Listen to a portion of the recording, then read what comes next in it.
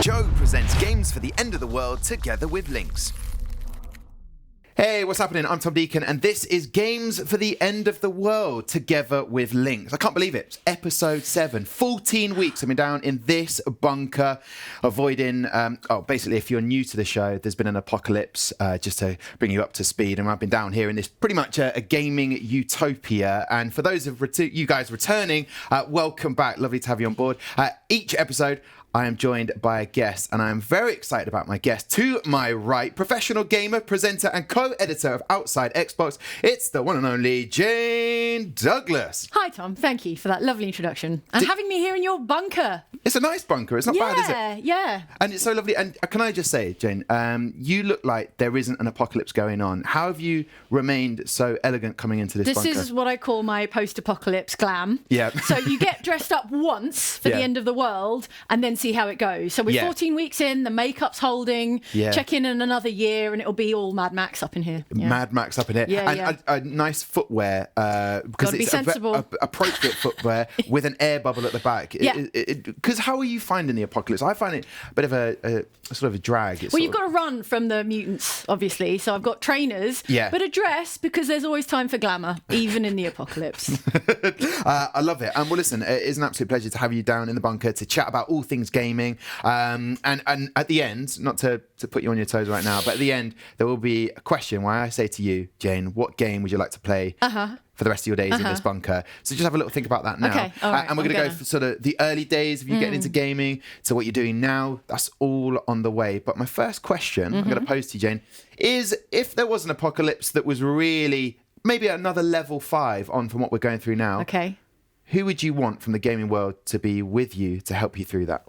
In a real deal apocalypse. Not like this, like low-key apocalypse, but a real one. Okay. Can I have a few? Can I have like a team? Like a posse? A squad? Squad goals. Yeah, I'm going to need an entourage. Yeah. Like a wasteland entourage. I'm going to go for... Okay. If it's a zombie apocalypse... Sure. I'm going to say Lee from The Walking Dead Season 1. Because, he's an everyman, he's nice, he's not going to betray you, he's loyal, and he gets stuff done. I think he'll keep his head, and he's already got the experience, so if you could just bring him back for me and make him alive, that'd be like spoilers for Walking Dead Season 1. But you've had your time. Yeah. Sometimes experience means complacent, but I don't think he would be complacent. Oh, no, he would care too much, if anything. Okay, and I would love it. Yeah. All right, number 1. Okay. Is there another one? Number 2, I would have... Arthur Morgan from Red Dead Redemption 2. I just have a feeling that he would be really good in an apocalypse. I think he'd be sort of relaxed, he'd take it in his stride, he'd have a sort of wry kind of sense of humour about the whole thing, and I just like to have him around, really. Yeah, he's perfect. And he's got experience of, Red Dead 1 and 2, so he knows how to deal with situations that there might be another sequel and another return. Do you know what I mean? Yeah, well... But his lungs aren't great in Red Dead Redemption 2. He's sort of struggling a little bit. Well, yeah, if we could have him from sort of the Act 1 or 2 of Red Dead Redemption 2, while he's fit and healthy, before things go downhill, let's go for that. What would be your skills then? What would be the thing that you would add to that? Oh, no. Apart from just glam. Obviously that is the crucial central skill for the end of the world. But I think about this all the time. Like the skills you might need in the event of any kind of apocalyptic scenario, like zombie or, radioactive wasteland, what have you. And I don't think I have any of the skills that would... No. That would... Well, I don't think any of us... I'm not just being self-deprecating. I don't think any of us really have the skills anymore. Could I build a radio? No. Could I, put a splint on you if you broke your leg? Probably not. No. I'd give it a go for you, Tom. Yeah, but thank you. Mostly, I just feel like us media and video game types don't necessarily have any real end-of-the-world practical skills, except the stuff we learn in games, which is more theoretical than hands-on, if you'll allow it. Some people, when they're gaming, don't get up in the kit. Do you know what I mean? If when I'm playing Red Dead, I don't dress as I know it's a rookie error. I don't dress up as Arthur Morgan and consider how difficult it is to walk in cowboy boots and to pull a gun quickly. You know what I mean? But I see what you're saying. I tell you what, something like Fallout, it might give you a familiarity with. Don't drink the water. It's going to be radioactive. If you drink the water that's lying around on the ground, you're going to get irradiated. So, there are some lessons to be learned, but I feel for the most part, my skills are few and far between in terms of wasteland survival. Yeah. Yeah. And sort of situation. Oh, by the way, water related, obviously together with links. Okay. I've got these little mugs. I've filled it up. It's filtered, is it? Yeah, from a safe It's all supply. safe. Okay, I just feel good. like people in an apocalypse from the gaming world will be like just walking around aimlessly, waiting until they can press the X button. Do you know what I mean? Like they're just waiting for the clue to happen. Listen. Let's try and be more positive. I want to take you back to the early days, because what period did you get into gaming? Was it a friend at school? Was it a family member? Because I believe you grew up in Kent, right? I did grow up in Kent. Okay. And sort of my paths into gaming, quite young, were like twofold. So it was friends at school, and they had the consoles before me. Like we were quite late to invest in consoles, my family. So like I had friends with like SNESes or Mega Drives, what have you. And then my dad, he was more of a computer guy. So from him came like the PC gaming, and he had like this ancient like C64 and like a really old collection of games. Wow. So like my vaguest gaming memories are like, I'm not even sure what I was playing, but there was definitely a C64. And that was one with the joypad, or sort of controller, stick, buttons. Yeah. And like keyboards and, all the good stuff. All the good stuff. All The the kind good of stuff. commitment to a graphic based. There was a couple of colours, that sort of thing. Yeah. Was there a character? Text adventures, where Really? playing text adventures before you had like game facts, and when you were very young and your vocabulary wasn't all that good, you're like, I didn't get anywhere in them. You're just like, words. Does this? Well, also text-based adventures, the early ones, like you had to be very specific. Like, Got you. They didn't really know what you wanted to do until you start typing rude words, and they're like, well, goodness, Yeah. It's like a calculator when you type the numbers and then turn it upside down, Yeah. and you're like, oh, really? I didn't know I was. So it was slow going in the early days. And your dad, obviously, with playing the PC games, I guess it would showing you a whole range of what gaming could be and how fun it was, and then you and your sister playing. Were you more into sort of co-op games, or was it more solo games? And what were some of those titles that you remember at that period?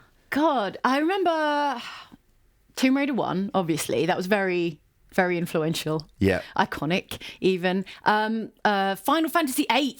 Yeah. Gosh, Final Fantasy VIII was my first, like, truly cinematic game. Well, it's my first, like, cinematic memory of gaming. And I remember seeing a TV ad. It might have been the first...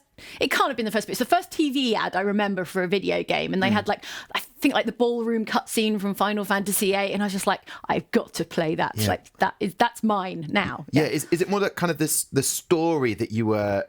Because I suppose if you start with the C64, you're sort of typing away. There's this real element of... It's not just the hitting the buttons, it's more of the story that you were involved in. So I suppose Final Fantasy allowed you that Yes.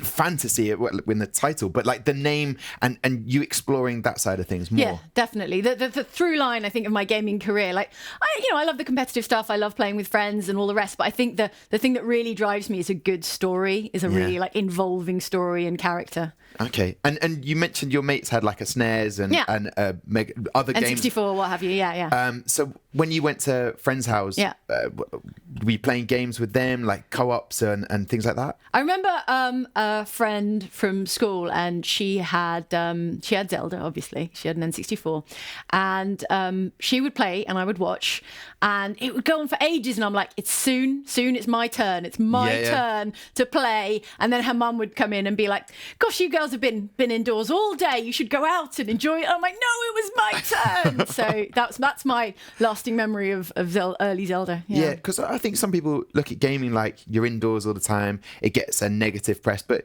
you're with your friend. However, when that rule is set in place, when you die, it's the next person's turn. Right. Yeah. That's etiquette. Yeah. That's etiquette. You got to pass the controller. Pass the controller. Yeah. And obviously, because and I don't know how to phrase this in the best way, but it when I was growing up, it was basically a male-orientated environment. There weren't a lot of girls' mates that would come along or want to play, but you had a sort of network of people around you of girls that are playing video games. Well, I wonder if it is that when you're that age, you tend not to have mixed friendship groups. Like, girls are with girls and boys are with boys. And I think maybe when you get a little older, you have like the mixed friendship groups. Or maybe it was just me. But, all my close friends, or a lot of my close friends, were girls at that kind of young age. So I know the boys were playing games as well, but we were kind of playing. If you don't get an invite, you can't invite yourself. Yeah, we were playing, in our homes with our siblings and whatnot. But yeah, I remember playing Street Fighter with the guys as well. Yeah. Fantastic game, Street Fighter. Did you have a favourite character? Chun-Li, always. Hello. All day, Chun-Li. Flying kick. My queen. Yeah. She's my icon. Yeah, okay. Was that on the SNES when you got the rounds where you'd be like destroying a car or breaking the windows of the barrels? In the arcade, yeah. Arcades, I think, yeah. And also, I believe, like, when people got their first console, that was a real game changer. Was there one particular console? Your dad had the PC, C64, but when did you get into the modern era of when did you get that first console? Well, I think of it as my first console, when realistically it was actually, again, my dad's. But I remember convincing my mum that what my dad would really like for Father's Day is a PlayStation 1. Sure, of course. And she was like, sounds legit, okay. I mean, I didn't have any money. I was a little child, I didn't have any money. Games were expensive. Games are expensive, but games were also expensive. And I was like, no, we've got to get this bundle. It's a great deal. We'll get Tomb Raider, we'll get a PlayStation 1, and all for Jane. All for Jane. And not really for your sister. If you're getting Tomb Raider, a pacifist, you got to kill animals there. Your sister, quite scary for kids. Yeah. Tomb Raider 1, well, I mean, any of the Tomb Raiders, but Tomb Raider 1, it's going from like Toe Jam and Earl to like Tomb Raider 1. It's pretty atmospheric, pretty like dark and gloomy and a bit spooky. And there's some like jump scares really early on in Tomb Raider 1 that I think put her right off. Yeah. Wolves coming out of nowhere. Thank you. Exactly. And it's surprising you didn't go for Lara Croft to be your part of your crew. No, that's fine. She does not get the call. She's not getting the call. She falls off stuff a lot lately. If you played the recent Tomb Raiders, she's in the same sort of vein as Nathan Drake. It's like every 60 seconds she's like sliding off something, falling off something, screaming, falling. So I think those two they're kind of liabilities, if I'm honest. Okay, good. You don't want a liability in it. No, you can't be doing that. Achievements in gaming seem to happen where there's a lot of games which I haven't completed and I haven't got the time. I do have the time, but I'm not going to do it. No one's got the time. But in terms of achievements, what have been those highlights for you, or games that you've completed that have made you not just felt like the shock moment or like I love that ending, but ones that you've completed that are iconic in your memory? Oh.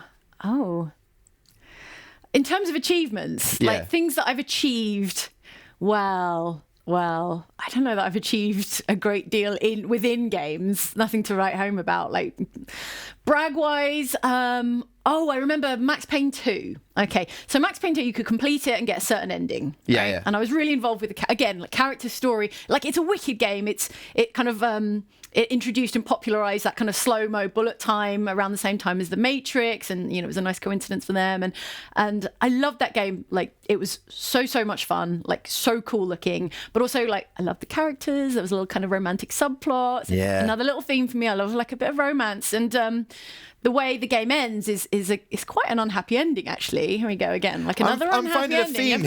I'm finding a theme. Yeah, point ending. But if you completed it, I think, again, and unlocked the harder difficulty, and again on that hardest difficulty, you got kind of like slightly different endings. So it's kind of like early days of alternate endings. Yeah. Now they're sort of semi-commonplace, but back in the day, and you're like, what's that? If I complete it on the hardest mode, there's a slightly happier ending where the love interest, she doesn't die. Yeah. And I'm like, I need to see that. I need to see it. Yeah, so that was the most hardcore thing I did back in the day when I was little, just so I could get that sort of like 5-second different alternate ending. So I that's an achievement. I'll call that an achievement. Definitely. Oh, also, do you remember Assassin's Creed? I think it was Assassin's Creed 2, where like to get the full 1000G.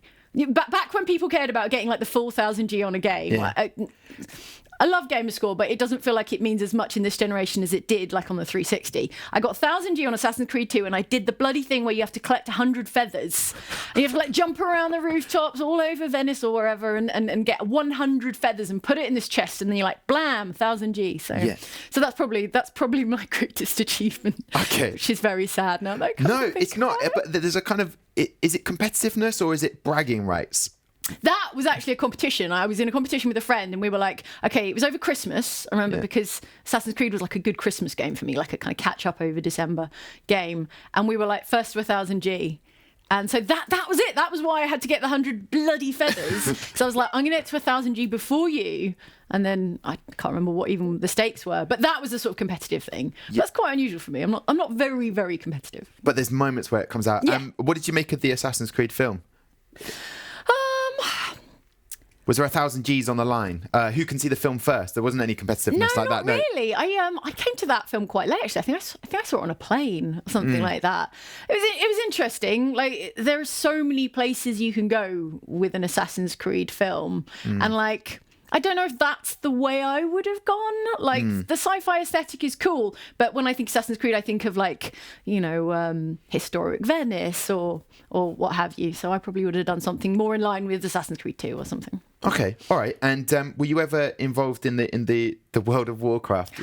Oh my God, I'm so glad you brought that up. Okay. Yes, Why does that smile and a slight hesitation and pause? World of Warcraft, were you just a little occasional dabbler, No, or were you full-time dabble? I was in deep. I was. Yeah, it's a mixture of joy and pain that I really fell for that game. Okay, because that film, it has to be said, it was awful. So I mean, do you think so? Yeah, I thought it was kind of fun. All right, then. It causes debate, I guess. Yeah. There was a lot of fan service, which I guess is a bit Marmitey, But the game, it came out at just the perfect time where I could spend every waking hour playing it, which feels like it's perfectly tuned for it being an MMORPG. Like, it really rewards the people who can spend 10 hours a day playing it. And there was this like brief golden window of opportunity in my life where I was like, yeah, I'm just going to do that. I'm just going to play it all day, every day. It was glorious. Glorious. But what else were you doing then? To just set the scene for people, Yeah. what time in your life was that? Let's just say I was a student. Okay, fair enough. Studying what? Physics. Okay, all right. So I'm not to say that my course wasn't hard and there wasn't a lot to do, but actually I think it came out where I feel like I'd finished, and it came out in the summer. Memory's getting a little vague now, but I feel like it landed at a time when I didn't have like a lot of coursework or like lab time, and suddenly there was just like a massive opportunity to play this game, and I had a lot of friends who were playing. Actually, it was a really like social gaming period for me, because I had a guild and all my other like uni mates were playing it, and it was my first MMORPG, and really like the only MMORPG that I've really gotten into, so it really stands alone for me like that. Okay, because you come across, as I'm sure people are watching now, very personable, very sort of, there's a bubbliness to you, that sociable is what I'm trying to say. Okay, very sure, sociable. I'll take it. Yeah. If you're I could do better compliments, but in that situation when you are locking yourself away for such a long time and committing to something, people often go, are you seeing the world, are you socialized? But you've found that balance, or did World of Warcraft really take over, and you lost friends for a little bit and then came back to them? Well, my true friends were playing World of Warcraft with me, so they were there. They were there the whole time. I think the thing is, I'm sort of an introverted extrovert, so I do actually enjoy being alone quite a lot. Like, I do enjoy the kind of seclusion of being alone with a single player game.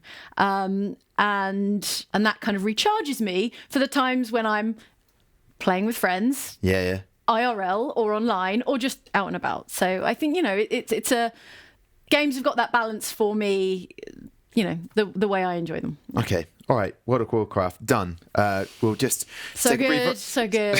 When I hit the level cap back in like vanilla WoW, so original WoW, back when the level cap was like 60 and now it's like 120. But every time they brought out a new expansion, they bumped up the level cap, and when I've hit the first level cap for the first time, that was my achievement. That was my yes. So, perfect. Yeah. A great achievement. So so we're setting the scene for you, Jane, and you're doing the physics, you're doing that degree. At what point then, people want to know, obviously moving into the presenting, the co-editor of Outside Exploits, at what point did it become a bit more than that time to recharge your batteries, shall we say? Okay, more than, When did it become more than just your life, a potential career path? Oh. Yeah, that's interesting, because I worked on the student paper back when I was at university, and there were people like reviewing games for it, but actually I was like, no, I'm going to be the science editor. I'm going to write about science. That's what I originally intended to do. I wanted to be a science journalist or a technology journalist. I enjoyed writing and communicating, and I enjoyed science. That was my degree. And it never really occurred to me that I could do something similar for games. Games was, kind of on the hobby side, whereas science was Career my side. academic. Well, it was my academic background, so that was where I trained. Whereas video games, I just like dabbled with, for a long time. But it was for fun. Yeah. My first job, one of my earliest jobs was sort of consumer tech gadgets kind of editor, and there was a little bit of gaming in it, and I got given some review copies to play and review, and I was like, oh yeah, I can write about this. I can have opinions about this. I can. There was no video at the time. Video existed at the time. Don't get me wrong, but at the time it was a written, it was a written communication kind of job, and so I was writing reviews for these games, and I was like, yeah, I could do this for a living. I could write about this. I could make a job out of how much I enjoy and care about these games. So that was the kind of seed, I suppose. It was serendipity. Yeah.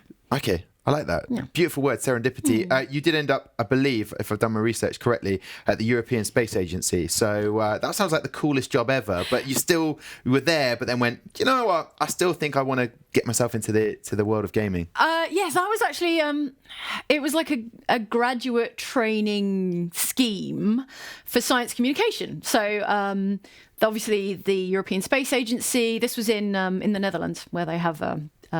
Loads of space. They have a research centre there, and science and research centre in the Netherlands, and I was working there, and the sort of internship was a science communications role. So it was like, how would you communicate science to people who don't have an academic background in it, for example, which, there's a through line to kind of science journalism. But most of all, I got to work in a place where they were testing actual like space rockets in the testing facility over there, and there were astronauts around, and I love space. Like in my sliding doors alternate universe, okay, I'm an astronaut. But real talk, I don't know if I could have made it as an astronaut, whereas I have somewhat made it as a games presenter. Yeah. So I'm cool with that. I've made my peace with it. But it was an incredibly cool time, and I had a really good experience there. Yeah. I don't want to be too pick you up on things, but you say like a somewhat games presenter.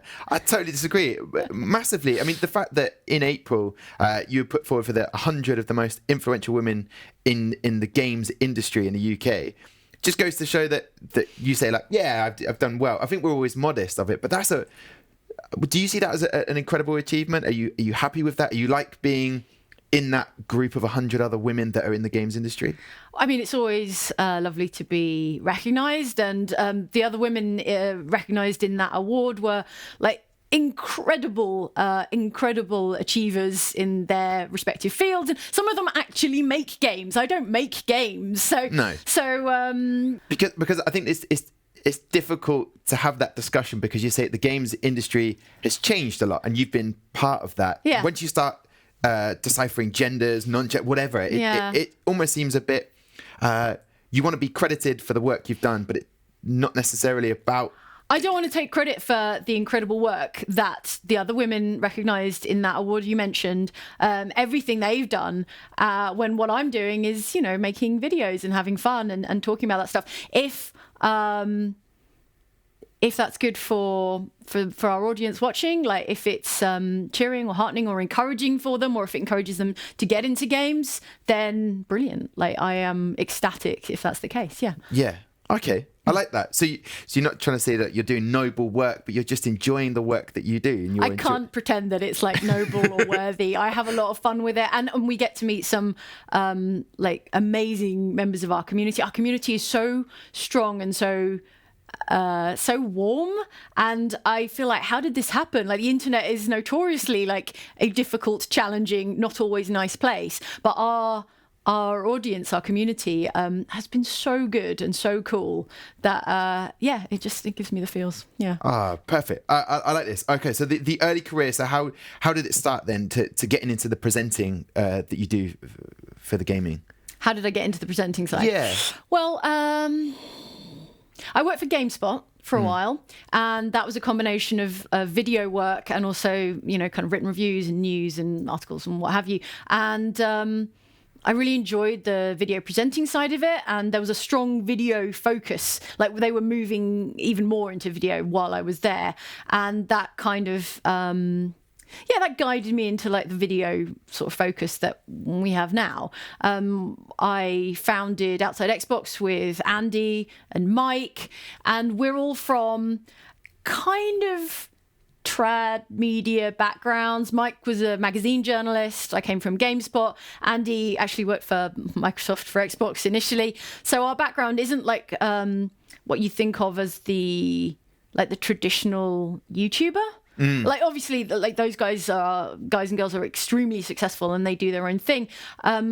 We don't come from the kind of vlogging background, the sort of like iconic like bedroom vlogger who, you know, talks about video games. You're from the research background, I guess. We have a little bit of a writing background, and I think that was our way in to making videos, and that happened to be on YouTube. And it wasn't quite the kind of classic iconic YouTuber style. Explaining what you do there. Ooh, on YouTube? Yeah. Well, so we have a YouTube channel. That's like our main focus. And we make 5 videos. On Outside Xbox, we have 5 videos a week. So a video every, working day.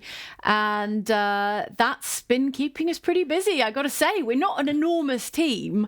It's not like we're the tip of the iceberg and there's like this massive production team. Yeah. Like it's all hands on deck. We all have to... Almost. We have a couple of amazing video producers, James and John. Hi, guys. But... I don't know if they made it in the apocalypse. Oh, no. Yeah. No, they'll make it. If anyone's going to make it, it's James and John. They're doing okay. They're in their own bunker, much nicer bunker somewhere. But that's a bit harsh. I mean, I've put a lot of effort into this bunker. Don't get me wrong. This it's is fine. amazing. No, it's but fine. If I know James and John, it'll be fabulous. The lighting will be amazing. They probably have Wi-Fi.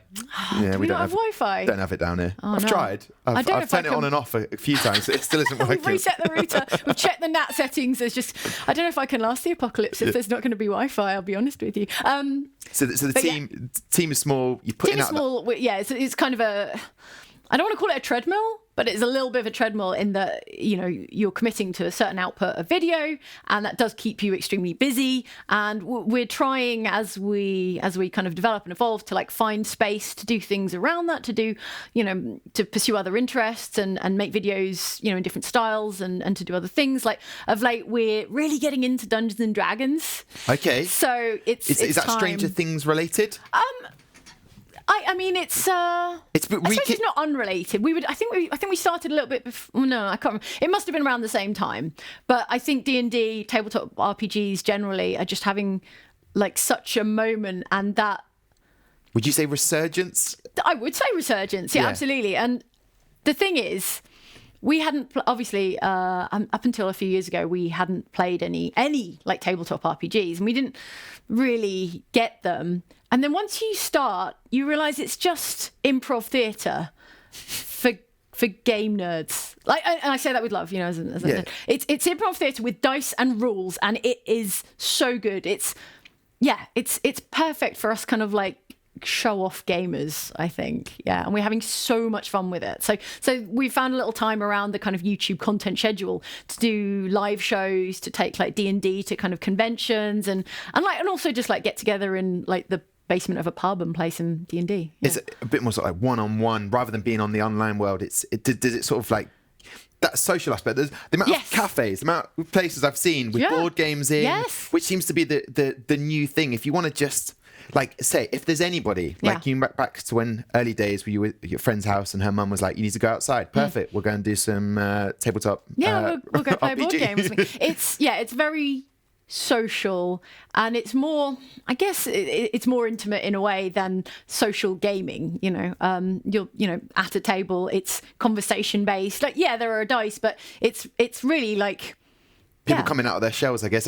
How difficult is it to pick up? For anybody who's gaming now, who loves the kind of a through line, a storyline, but feel like take it to the next level. Is that the next level amongst other friends, peers? Yes, I feel like tabletop role-playing games are like what video game RPGs are aspiring to. It's that infinite dialogue choices. Like, I want to go here, I want to try doing this, I want to romance this guy, I want to kiss this girl. And like that's that's what I want from an RPG, and that's what D&D and that's what tabletop RPGs do for you. Is that your dungeon master, your storyteller, your kind of game master is like, okay, how do you want to do that? Roll me this dice. So it's the infinite possibilities of the imagination, and I feel like in a certain way that's what some games kind of aspire to. So it kind of closes that gap, and in a really social way where you get to have that adventure with your friends. Is there still the etiquette rules for JD? That's your nickname, by the way. I don't know if you have JD? enough. Yeah. No, that's good. We'll go with it. Whether the same etiquette rules apply. Yeah. You can't hog the controller on that one. Yeah. You could hog the dice, potentially. Can you hog the dice? No, everyone has their own dice, but you could definitely hog the spotlight. As show-off D&D nerds, where everyone wants to be, everyone wants to be the star. I think the etiquette is like, you got to take it in turns. You got to invite everyone to speak. Invite everyone to have their little go. Snacks? So, can we have snacks as well? Definitely snacks. Yeah. Don't knock anything onto my character sheet. There's a lot of paper, a lot of physical things that can be kind of spilled onto. No. Because all I've played is Uno, and I'm really sucking at that. 30 games with various friends, still haven't won a round of Uno. All you need is a great dungeon master. And you don't have to learn any lines. You barely need to do any maths. A little bit of maths, that's all. Yeah. Okay. A little bit of adding up. Yeah. So this is a kind of new development for you, but in terms of back to the gaming side of things, not on the table. What sort of games are you gravitating towards now? Oh, right now, I'm playing a lot of. It's still RPGs, actually. I'm playing Greedfall. I don't know if you saw that one come out, and The Outer Worlds. So I love an RPG. I'm looking forward to Cyberpunk next year, Vampire the Masquerade Bloodlines 2. So there's a strong kind of RPG vibe going on with me right now. Yeah. Okay. And what is the future for gaming for you? How do you see yourself in a couple of years' time? And where would you like to see yourself in the career? The 100 influential women in the gaming industry, which I feel like is a bit of a title that you were like, I appreciate it. Did you get anything for it? Was there anything that there was a cool party? Okay. And there was articles and recognition and all that good stuff, and I got to meet all the other women involved, and so it was really nice. It was a nice bit of recognition. Yeah, it's great, kudos. But what is happening? Where's JD going? What's next? Oh man, what's my 5-year plan? God, that sounds like a serious sort of question. It's too serious. And let's not in the next year. Okay. Next year, I want a D&D show on Netflix. Okay. I want another YouTube channel launched with more friends, because we brought Luke and Ellen on a few years ago now, and it has been so much fun, so good. But they were kind of friends of ours beforehand, so just growing the team with people you love it's just a really nice way to work. So another YouTube channel with more friends, a D&D tour, or a Netflix show, whatever. Some expansion on the tabletop stuff, because we're having so much fun with it. Yeah. If you're trying to get hold of Jane anytime soon, she's busy. For the next year, well busy. Unless you're going to commission something, in which case call me. Okay. Perfect. Unfortunately, though, that is going to be happening, but you will have to leave the bunker today. But I want to pose you the last question. Okay. I've sort of given you time, maybe in the back of the head, get those cogs working on what game you'd have to play for the rest of your days. You can only choose one. Okay. So what would you choose? Okay. I've got this. All right. So you might be expecting World of Warcraft, right? I can finally make up those extra... Because you bossed it before. Well, but there's always more World of Warcraft. I tuned out a few expansions ago, so I could really dive back in. But then there's no Wi-Fi, so that's not going to work. And not here, but there's probably a better bunker, because John and what was his name? John and James. You're going to send me out into the wasteland in my suit to try and find John and James. Oh, I don't know if it would work. So I've been thinking about this, and I have games that are very, very close to my heart, like the Mass Effect games, for instance, Knights of the Old Republic, one of my favourite ever. These story-led RPGs, but they're never as magical as the first time you play them. I'm not really one for I replay games, but I don't have a game that I replay every single year, because I think the freshness of a game is, for me, part of the enjoyment of it. What I'm going to say, a bit left field, but Sekiro. Okay. Hear me out. Sekiro Shadows Die Twice. Yeah. Because I Have you played it before? You played it? I've played it, but only like the first first few hours. Yeah. And I suck at it, but I admire it so much. It is so cool. It looks so good. I love the atmosphere. I love the kind of layer of lore, the aesthetic, all of that stuff. And I want to be good at it. Of all the games that have come out lately, it's the game I want to boss. I want to be so good at it. Like, and for bragging rights, I mean, bragging rights as much as they are here in the apocalypse, you know, I've got to show off with something. So I feel like if you lock me in a bunker with Sekiro and nothing else and no distractions, there's no Twitter or Instagram, there's just me and Sekiro, I could finally get good at it. Like, I could really get good. Well, it can go one of two ways. What? You either just break the game and you're like, I can't get any better. But I reckon with your competitive element and those tendencies, let's call them tendencies, I think you'll absolutely boss it. That or smash the console on day one and then spend the rest of just thinking my life like playing it out in my head. All right, well listen, Jane Douglas, here's the thing. That's the game that you're going to play for the rest of your days. Yes. Okay, now the thing with links, they keep you chill under the most severe and under pressure moments, right? So what I'm going to do is double check with you, whether you can stay cool, calm and collected under pressure. I'm going to ask you as many questions on Sekiro Shadows Die Twice. Oh no. And then, but I don't know anything about it. Okay, all right, no, I'm good. All right. But hey, well listen. Yeah. If you know, there's 10 questions here. Try and get as many as you can. Okay. At the moment, Michael Dapper, 8.5. Come for you, Michael. I feel like he, researched and also, I mean, I don't want to say it, but he definitely cheated. But that is the sort of person he is. But you can just by getting up to here, by getting 6, first the worst, second the best. Okay. So. Okay. How many questions can you get in 60 seconds? Because a Links is all about staying cool, calm and collected under pressure. Are you ready, Jane? Yes. All right, here we go then. Question number 1. What month this year was the game released? Oh my God. You've got 12 to choose from. March. Bam! In the bag. 1. Yes. Who is the game's publisher? Oh, it's published by, oh my God, Namco Bandai, right? Incorrect. Number 3. Which reimagined century does the game take place in? I mean, it's set in fantasy, feudal times. I don't know. I need a number. 17th century. Ooh, 16th. What name does Owl give the orphan he adopts? I have no idea. Okay, it was Wolf. What is the game's official IGN rating? I don't know what IGN thinks of it. 10. Oh, 9.5. What were the 3 shots Michael Channel had to do for the Sekiro Shadows Die Twice launch day live stream outside Xbox did? What? 3 shots? Yes, 3 shots, as in drinking shots. They're pretty rank, I'll be honest with you. Sake or something. No? That's 1. You had to do 3 different shots? Yeah, 3 different shots. Oh, I don't know, like sake, vodka and gin. I don't know. Okay, well, you know what? You didn't get one of those. There was lemon juice, cod liver oil, and habanero chili sauce. Oh, of course it was. Now I remember. I was in that stream. Hey, listen. Hey. Yeah. Hey. What? It's a game that you don't know that well. No, and I feel evidently, like I'll come back in a year's time. I'll we'll do these questions again. Yeah. And you boss it. I think on that, I want to give you more. Then why don't you? Because I can. Do you know what? I can. I'm going to do it. I don't care because it's my bunker. Do what I want. Yay, okay. Thanks, Tom. Jane Doug. Oh, it's really thick, this pen. Here we go. Jane Doug. That is the worst pen. Whoa, bold. But look at that bold font. Yeah, I like it. Yeah. Are you ready for this? All right. I'm going to give you 2. Aww, you got 1. You're kind. But I'm going to give 2 because I think, it's all about, as you say quite rightly, setting the community. I'm going to put you across above there, Chris Stark. Sorry about it, Chris.